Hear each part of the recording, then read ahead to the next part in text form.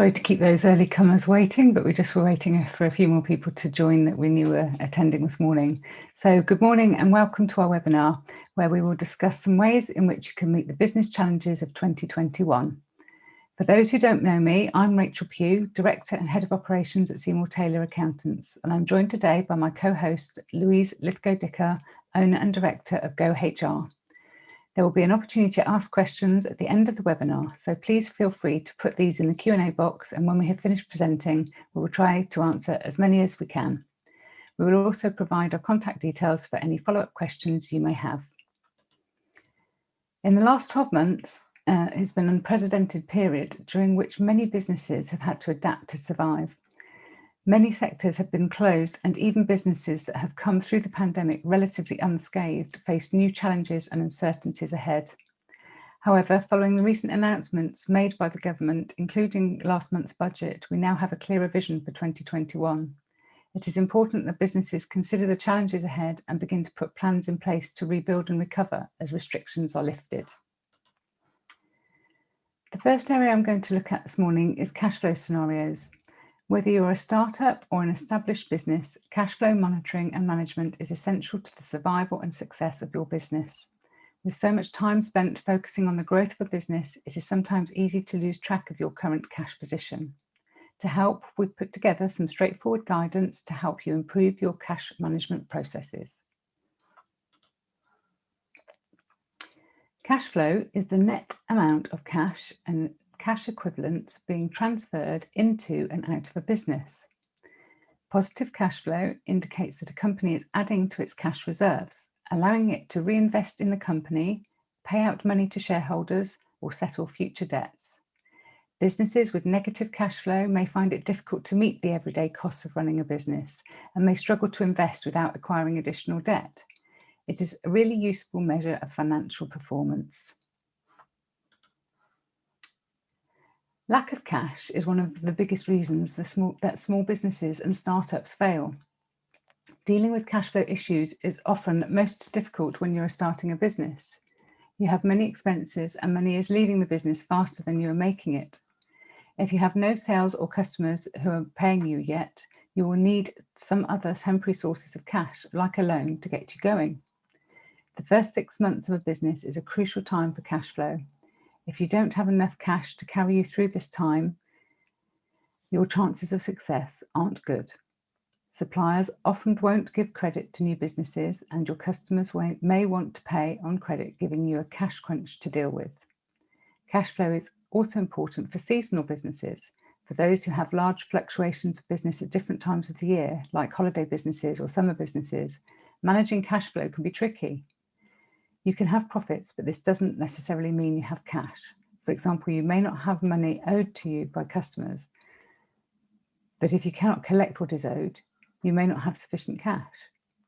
However, no matter what size or type of business you operate, cash flow is always an essential element to maintain financial health, so it is important that you carefully monitor and manage your cash position. Here are some ways to better manage your cash flow to avoid a cash flow emergency. 1. Controlling stock. Having too much stock ties up cash. Keep track so you can estimate your needs better. 2. Cost management. Review regular costs for utilities and suppliers to find out whether you can get a better deal elsewhere. 3. Collect your debts. Set up a collection schedule using an aged debtors report as a guide. Don't be afraid to follow up on those non-payers. 4. End unprofitable relationships. Decide when it's time to end a relationship with someone who never pays. That's a tough one. The best way to keep track of cash flow in your business is to prepare a cash flow report. This report shows the cash you have received and the cash paid out to give you your business's cash position at the end of every month and predict this into the future. This will highlight if you're going to struggle with cash flow, giving you the opportunity to look at key areas such as strengthening your credit control processes or reviewing your costs. Whilst the business model you use now may have been effective a year or so ago, much has changed. If you would like advice or tips to improve cash flow within your business or to review your current cash flow situation, we can help. The next area I'm going to look at is diversification. The businesses that have managed to succeed most during the last 12 months have been those that can quickly adapt and diversify their business to seek out new opportunities. Conversely, many of those businesses who have failed have often been reliant on limited sources of income, in some cases relying on a single contract or customer for the majority of their revenue. The pandemic has been a lesson in the importance of diversification, which businesses can't ignore if they hope to survive and thrive. Diversification is a strategy employed by a company to increase profitability and achieve higher sales volume from new products or services. It can include expanding into a new segment of an industry that the company is already operating in, or breaking into a new industry entirely that is beyond a company's current scope. There are various reasons why businesses should consider diversifying, which include mitigating risks in the event of an industry downturn or global economic event, such as we've had recently, greater variety and options for products and services boosting brand image and profitability, improving competitiveness against rivals offering a similar or superior service or product, utilising cash surpluses to find new streams of revenue for future growth. It is always wise to be cautious of putting all your eggs in one basket. Some examples of diversification are adding new products or services to the business, such as a shoe manufacturer that starts producing socks via the recognised brand. More recently, during the pandemic, we saw the likes of Dyson develop ventilators for the NHS, and a number of distilleries shift production to produce hand sanitizer. Diversification is not without risks. Companies must first find the resources and funding to develop and market new products, and there are always fears that anything new may devalue existing services, products, or the wider brand. However, more and more businesses are exploring diversification, not only of products and services, but also of their business model to improve their chances of survival. Have you explored all the options and opportunities open to you and your business?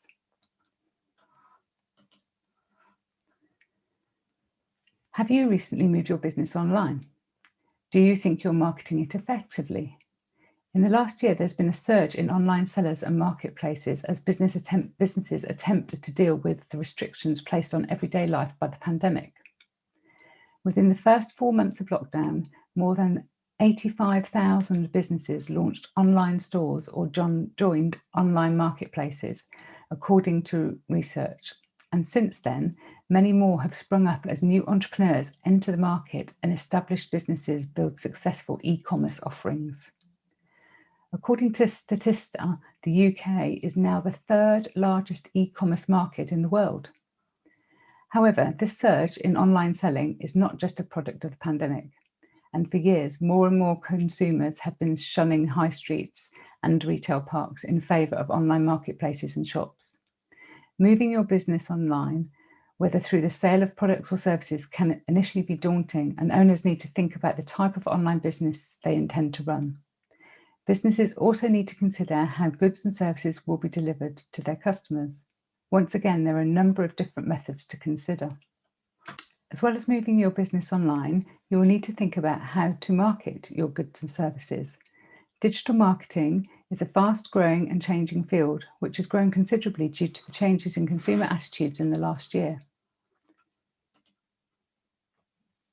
If you are not selling via an established marketplace or platform such as Amazon or eBay, you will need to consider setting up a dedicated e-commerce website. This online shop is where you will promote or display your goods and services. To get recognized by Google's complex algorithms, you need to consider how customers find you. Search engine optimization is a process that will ensure you rank highly against other websites when someone searches for keywords related to your business. This is an area that is worth exploring and investing in if you hope to maximize your sales. Having an active presence on social media can be key in marketing your products to the right audience. Gaining a following on these platforms can be tricky, but well worth the effort. The ability to tag your content and tap into groups related to the products and services your business offers can help to establish an audience, which may one day turn into a network of customers or referrers. It is also important to understand your customer base so that you are targeting the right audience on the right platform. For example, you wouldn't necessarily want to advertise Stanner stair lifts on TikTok, or maybe you would.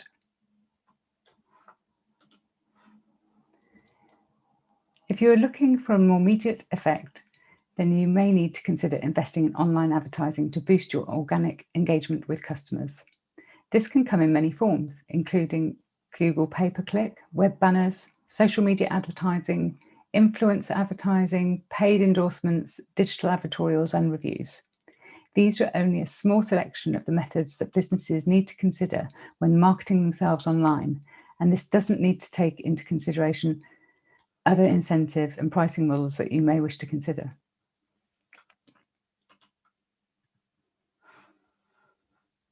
Of course, an important part of operating a business, whether online or offline, is getting paid. Whilst a shop can easily take cash or card payments via their till systems, online businesses need to have different methods for getting paid. Even physical businesses may wish to consider the various methods of payment they offer to give customers greater choice. There are now a number of different payment methods available to businesses, from well-known options like PayPal to more traditional methods like Visa and MasterCard services. For a transaction fee, these services effectively manage transactions between customer and business. Similarly, many businesses may want to look into mobile card platforms such as iZettle and SumUp. These use existing mobile phone networks to process card payments, including contactless. Many online marketplaces also offer their own payment methods for consumers to use, or have the payment methods above integrated into them. There have also been recent developments in buy now, pay later services, such as Klarna, which effectively offer short-term credit arrangements, usually 3 to 4 months, that allow shoppers to spread the cost of purchases. Evidence shows that offering flexible payment methods can have a positive impact on the number of sales that a business can achieve. Consumers like to have a choice of payment methods to suit their needs, so this is an area that is worth researching further. Ensure you conduct thorough due diligence, though, before signing up for any new payment services so that you know what fees you will pay. Many of these payment methods now integrate with online accounting software, which means that your accounts will be updated in real time without the need for manual data entry, saving you time and money. There are a variety of digital applications that can also assist you with invoicing and credit control processes, which integrate with existing cloud accounting platforms. These can help you to automatically chase payments when they are due and amend your accounts, including your record of debts, so that you don't have to. Automation is saving our clients hours of work every year. If you are yet to integrate cloud accounting solutions into your business, or if you feel you could be getting more out of your current systems that you use, we can help. We support many businesses with online accounting, not only helping them to remain compliant with legislation and tax requirements, but also providing powerful insights that allow them to put effective plans and strategies in place.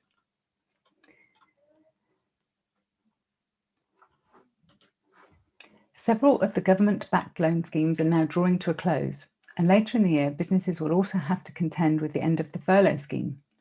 The government has played an essential role in keeping many businesses functioning through the pandemic, especially those that have been forced to close due to restrictions.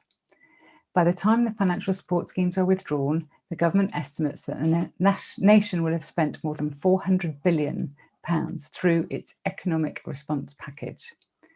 With hopes of a return to normality by the summer, everyday life may soon be able to resume, even if some restrictions remain in place.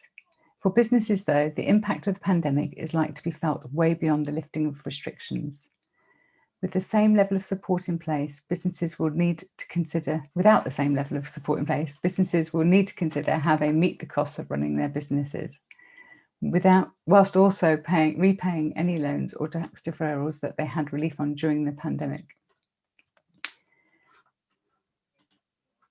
Businesses that have used the coronavirus business interruption and bounce back loan schemes may soon see their 12-month payment-free period end. Businesses that took out a loan when they were first launched last year will have to begin repaying the money lent to them from May, unless they are able to enjoy a further repayment holiday in the first 6 months of the repayment period. Businesses should now consider how they will repay these loans So to help, we have outlined the current repayment and restructuring options available to borrowers. With large parts of the economy facing restrictions well into June, the government is offering businesses support to repay the bounce back loan via the Pay As You Grow initiative. Under PAYG, businesses have the option to extend the length of the loan from 6 years to 10 years, make interest-only payments for 6 months with the option to use this up to 3 times during the life of the loan, or pause repayments entirely for up to 6 months. It is available to all borrowers from their first repayment and offers companies the flexibility to tailor their repayment schedule to meet the needs of their business. Businesses do not have to use the initiative and can choose to make loan repayments as they see fit. In some cases, it may be beneficial to repay the loan sooner to reduce any interest on a bounce back loan, as they're not subject to early repayment fees. So what about CBILS? After the 12-month initial interest-free period ends, lenders should provide businesses with an outline of their repayment costs, factoring in interest. Prices vary amongst lenders, but interest rates beyond the 12-month interest-free period are likely to take into account the existence of the guarantee from the government. With a loan facility, it may be necessary to make regular capital repayments, but lenders may be able to provide payment holidays subject to discussions with them. Businesses who borrowed under this scheme are also not subject to early repayment charges, should they choose to repay their financing before the term ends. However, they remain 100% responsible for paying the facility back, as well as the interest and fees charged by the lender once the initial interest-free period ends, in the same way as any other type of credit arrangement. If a business is not able to pay back the loan, the lender will need to recover the debt from any personal guarantee used up to 20% of the loan value. The remainder is then covered by the government's 80% guarantee. For loans of less than £250,000, no personal guarantee was required, and in this case, the loss is covered by the government up to 80% of the loan value at the time. Businesses can approach lenders to restructure a loan if they have had issues meeting the prescribed payment plan. If this is required, they will need to produce up-to-date figures, financial forecasts, profit and loss reports, and a balance sheet before approaching their lender to demonstrate the difficulties they face. The new Recovery Loan Scheme is open from the 6th of April to the 31st of December 2021. It will offer businesses loans of between £25,000 and £10 million over a 6-year loan period and is backed by an 80% government guarantee. Despite government backing, applications will be subject to full underwriting and affordability checks, and unlike the previous government-backed loans, there will be no interest-free period. The information required by each lender to approve a loan varies, but they typically require financial accounts for trading periods of between 1 and 3 years. Costs are not yet known, but it is suspected that this finance may have a higher rate of interest than the previous government-backed loans. Our experienced team can help you review your financial health and forecast future performance so that you have a clear picture of your affairs and can provide evidence to lenders. Many employers will have welcomed the government's decision to extend the Coronavirus Job Retention Scheme, CJRS, more commonly known as furlough, until the end of September this year. This will provide a degree of certainty and support to many businesses, which will be essential as the UK prepares to leave lockdown and begin its economic recovery. Although this will now be extended for several more months, employers need to be aware of changes to the scheme that will take place as it draws to a close. The current level of grant available to employers will be maintained until the 30th of June 2021, meaning employers will only be responsible for paying pension and national insurance contributions. To prevent an abrupt end to the support available, from the 1st of July 2021, the level of the grant will be reduced so that employers start making additional contributions to the scheme. To be eligible for the CJRS, employers must continue to pay furloughed employees 80% of their wages up to a cap of £2,500 per month for the time they spend on furlough. But the amount of support given by the government will be limited to 70%. Capped at £2,187.50. with the remaining 10% provided by the employer. Then, from the 1st of August until the end of the scheme on the 30th of September 2021, employers must contribute 20%, with the government covering the remaining 60% of the person's regular wage, capped at £1,875. In addition, employers must continue to pay employers' national insurance and pension contributions on the full amount being paid to employees. It is important that employers not only prepare for these changes, but also consider the impact that the additional employment costs may have on their business. In some cases, businesses may need to review their workforce to see whether redundancies are required after furlough ends. For employees that are returning to the workplace for the first time since lockdown, it's important they too are supported during this challenging time. I will now hand over to my co-host Louise from GoHR, who will cover the important part of supporting employees during 2021. Thank you.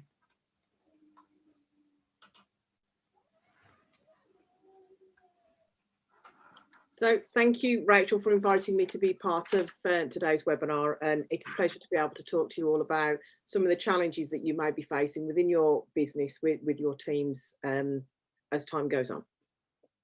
So first of all, I want to give you a bit of an update as to who I am and why I'm actually here today to talk to you. So my company is GoHR, and I've had the business now for 7 years. I started up my business based on experience and working in some of the companies that I've put up there for you. So that was my employed corporate life. And then now what I do is I use all of that experience to now work with a variety of SME businesses around the whole of the UK. And it's a pleasure to work with them to help them to overcome any people challenges that they have. So the kind of things that I support businesses with is any aspect of the employee life cycle. So it's from the people joining the business, the onboarding process, making sure that we've got the right people coming on into the organisation, all the way through to making sure that people are performing better in the role than they previously are, to making sure that people stay longer, and again supporting the exit, because obviously understanding that there is a life cycle for people actually being in your business. So in this session, what I'm going to be doing is giving you a bit of an overview about how we can look at working from home and the requirements and moving that forward and what suits your business. We'll do a quick overview of employee wellbeing, because that in itself is a massive topic, and making sure that when we are taking on new staff, because I'm really pleased that organisations are now in a position where they seem to be far more recruitment. I think it's estimated that 1/3 of businesses will be recruiting within the next quarter, which is absolutely fantastic. But how do we onboard those people? How do we make sure that it's as successful as it possibly can be?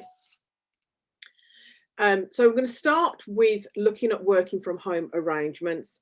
It is absolutely great that businesses are starting to open up, and obviously Monday saw a big milestone for a lot of businesses being able to open up again. For other businesses, that could be highlighting a need to end the need to furlough staff. It might be a move towards having a flexible furlough approach. But all in all, it's starting to get us to think about getting back to the office. Now, let's be honest, the last 12 months, we've all had to adapt. We've all had to work remotely. We've all had to work different in some way.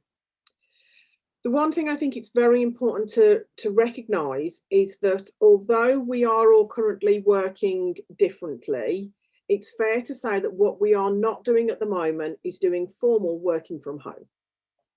What we are doing is we are working agile. So why have I made that point? Because I think it's important to recognise that this isn't by choice, this is a need. So by design, we've had to all change the way that we work. But now the beauty for employers is you can now think about, well, how do you want to format that going forward? You can think about the design of your work patterns. You can think about the places that people can work. How does this work? How does it actually suit your business? Now, maybe you've always thought that working from home won't work for you. It's not right for your business. And actually during lockdown, it's perhaps opened your eyes to go, perhaps it could work. Perhaps there are ways that we can do this. I think when you're looking at working from home arrangements and people wanting to have that flexibility, it's important to recognise that, one, not everybody will.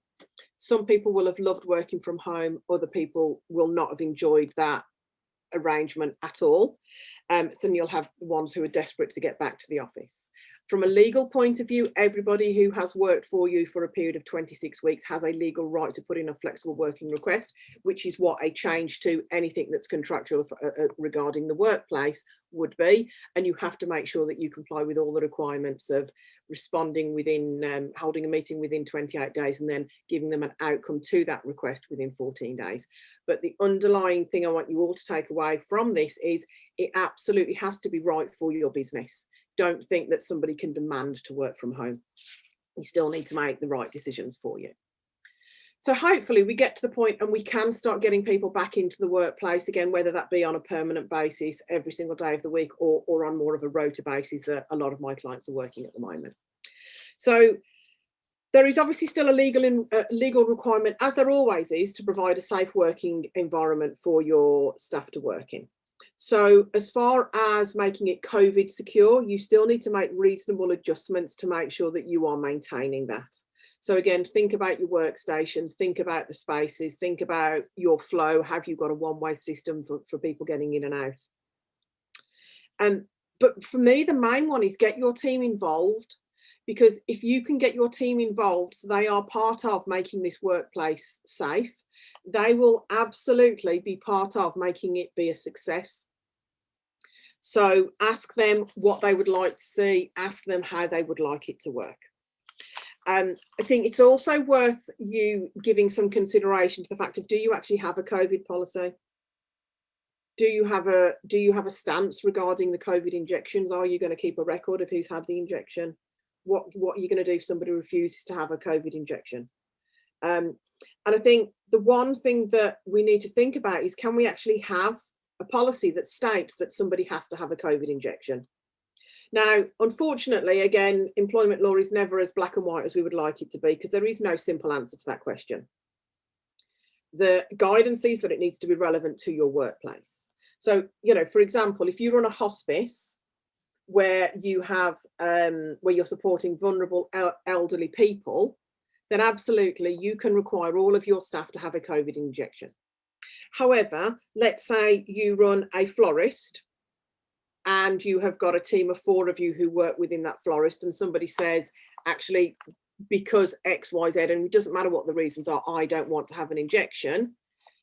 That's not a reasonable workplace to require that somebody has an injection, because there is no medical grounds for you to require that. You must also be careful that you don't discriminate, because remember that it is a personal choice whether you have the vaccine or not, and therefore providing a safe environment for anybody who has the vaccine and those who don't have the vaccine is still the requirement of you as the employer. So never as easy as we would like it to be, but there's just some points for you to give some consideration to. So we're obviously hopefully on a much more forward projection now. We can start thinking about getting our staffing levels to where they need to be for the uplift in business that we hope will be coming back. And therefore we might need to start thinking about bringing on new staff and new employees. Onboarding for me is one of those key things that if you get it wrong, all you're doing is you're inviting somebody to leave you. So getting it right, and especially now when people are probably feeling quite vulnerable, I think the toll of everybody being isolated for pretty much a year has now started to take its toll absolutely emotionally on people, and people's well-being is not where we would hope it would be. So it's really important that you get it correct. Now, a recent report by the CIPD estimated that 22% of new recruits leave within the first 6 months. Getting their onboarding process right helps people to stay longer. You want your new recruits to feel that they belong. You want your new recruits to understand the organisation, what it's like to work here, who the team are, what the expectations are, and everything that you can do during the onboarding process will absolutely help you to do that.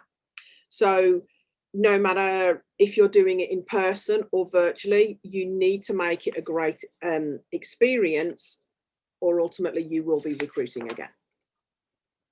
So what does a good onboarding process include?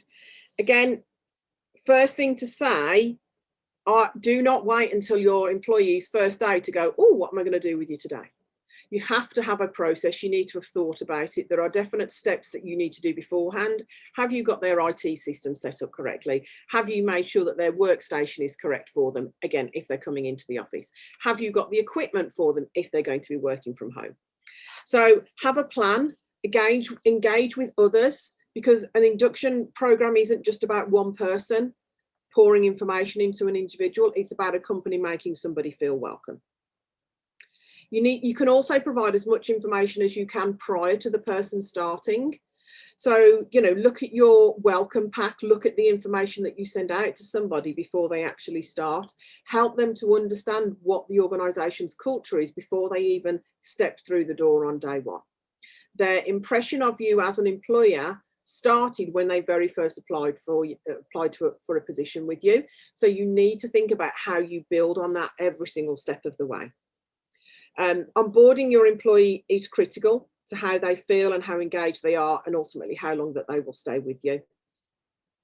But I think it's also worth mentioning at the moment that your current team, some of them may have been working from home for pretty much the past 12 months. So bringing people back to work successfully, for me, kind of sits hand in hand with an onboarding process. So, you know, so you will absolutely be looking at actually, how can we support these people to come back? What is the new norm? Because let's be honest, we're not going back to how it was before the pandemic. There's a new norm, there are new expectations, there are new ways of working, there are new processes that we all have. So it is about going, how are you actively supporting and engaging with everybody in the workplace to enable them to do the job that they need to do? Now, steps to engagement, again, it's not rocket science, but if you do nothing, people will leave. So think about how you treat individuals. So yes, you've got a company, yes, you've potentially got a team of people, but you need to think about the individual. Each individual will have very unique skills, very unique talents that they can bring to the team.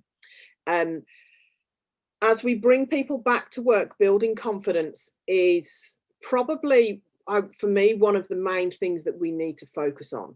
Because the one thing that is being highlighted is that from people working from home, that there is now a collective of people losing confidence.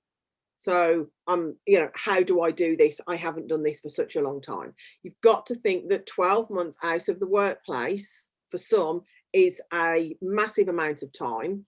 And it's how we re-engage that, because the team that we've got have actually worked extremely hard. So, you know, it goes on to the next point about, you know, think about that, celebrate that. Every time you do something, celebrate it, get a bit of fun back into the workplace, get a bit of joy back into the workplace, and actually get everybody to a place where they all work together and everybody is enjoying what they're doing, get everybody working together. And it is still so important to look to the future. What are the future plans? What are you going to do? There is still a hell of a lot of uncertainty in the workplace. There is still a lot of uncertainty about what is the roadmap to continue to come out of lockdown. How is that going to impact on me? What am I going to do? What does it mean for me personally? And as a business, you need to have a very clear plan as to, this is where we're going. This is what we're going to do. Now, obviously, you can adjust that and update that as time goes on, but having a plan that you're working towards actually will help your people to feel far more engaged. And working back together in an office with other people, when I'm used to seeing them over a screen, that's going to be a little bit strange as well. So it's about providing opportunities for people to work together safely. You know, how many people were so excited that they could go to the pub on Monday night? Now, you know, again, it's not necessarily I want to go to the pub. It's more about I want to socialise. I want to be with people. I want to be able to engage with people outside of the home unit. So again, it's about how you can provide these opportunities for people to be able to, or for your team to actually get back to going, yeah, actually we can have some fun, we can have some engagement at work, and actually we can all achieve far more when we're together and when we're all working together. I mean, we work with clients, as I say, and if anybody does need any more support, we are more than welcome to help and provide as much support as we can, because we know that the past 12 months have been extremely challenging. There are all the different links of ways that you can get in touch with me and my team, and you know, if there are any questions, we look forward to being able to answer those. So thank you all for taking the time this morning. I would like to thank our co-host Louise from Go HR for joining us today, and we hope you are able to take plenty away from this varied presentation. We have covered a lot of topics today that businesses and their owners need to consider as they plan for the months ahead. We appreciate what a challenging period that many businesses are facing, but we're also hopeful for the future. We can help with a wide range of services, and if you have any queries about the points we have covered today, please don't hesitate to get in contact with us.